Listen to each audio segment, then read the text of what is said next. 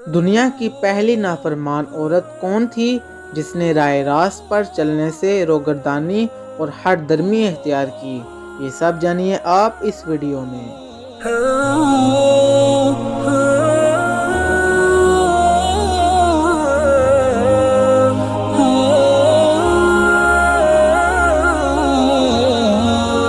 بسم اللہ الرحمن الرحیم۔ السلام علیکم۔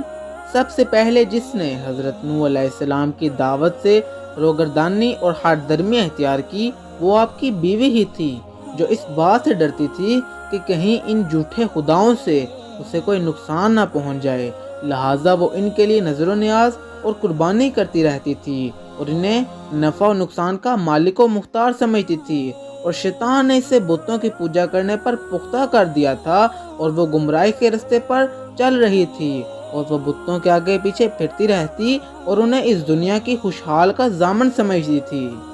قرآن کریم میں دو کافر عورتوں کی خاص مثال سورہ تحریم کی آیت نمبر 10 میں بیان کی گئی ہے، اور اللہ تعالیٰ نے کافروں کے لیے حضرت نوح علیہ السلام کی بیوی اور حضرت لوط کی بیوی کی مثال بیان فرمائی ہے کہ وہ دونوں ہمارے دو نیک بندوں کے گھر میں تھیں، اور ان دونوں نیک بندوں سے خیانت کی تو وہ دونوں اللہ تعالیٰ کے سامنے ان دونوں بیویوں کے کچھ کام نہ آئے، اور ان کا حکم ہوا کہ جاؤ کافروں کے ساتھ تم بھی دوزخ میں چلی جاؤ۔ اس آیت مبارکہ میں اللہ تعالیٰ نے دو عورتوں کا ذکر کیا ہے جن میں سے ہر ایک نبی کی بیوی تھی، اور ان دونوں عورتوں نے اپنے انبیاء شوہروں سے خیانت کی۔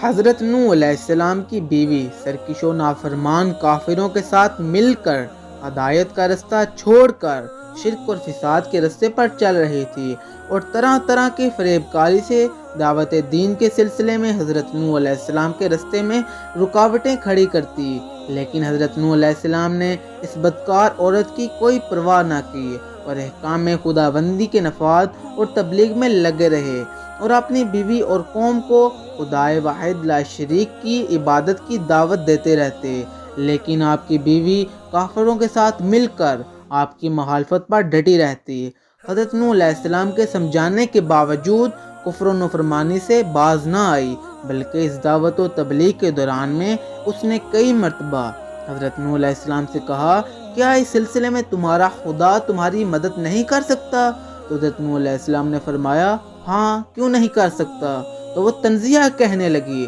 تو پھر وہ کب تمہاری مدد کرے گا؟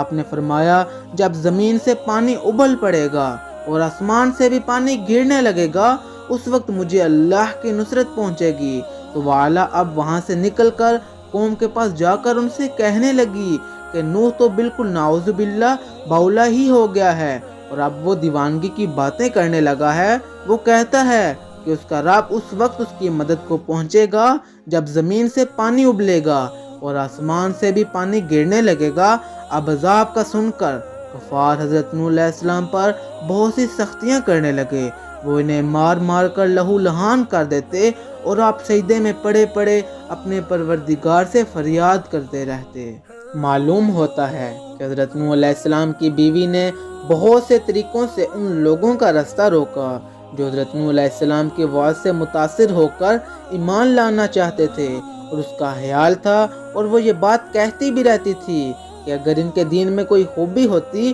اور یہ دین سچا ہوتا تو میں ایمان نہ لے آتی اور حضرت نوح علیہ السلام کی پیروی نہ کرتی۔ نعوذ باللہ، بس اللہ تعالیٰ کی عبادت کے مقابلے میں ان بتوں کی عبادت میں ہی فائدہ ہے، بلکہ اگر ان کی یہ دعوت درست ہوتی تو یہ بڑے بڑے لوگ ان کی پیروی کرتے، جبکہ واقعہ یہ ہے کہ چند کمزور اور کنگال سے لوگوں نے ان کی دین کو قبول کیا ہے۔ تو والا اپنی نافرمانی اور کفر کی بنا پر کافر لوگوں کے ساتھ ہی غرق طوفان ہو گئی، کیونکہ وہ مومنوں کے قافلے کی سوار نہیں تھی، اور اس کا خیال تھا کہ اس کے گھر میں پانی نہیں آ سکے گا اور میں پانی کی موجوں سے بچ نکلوں گی، لیکن اس وقت اللہ تعالیٰ کے عذاب سے انہیں بچانے والا کوئی نہ تھا۔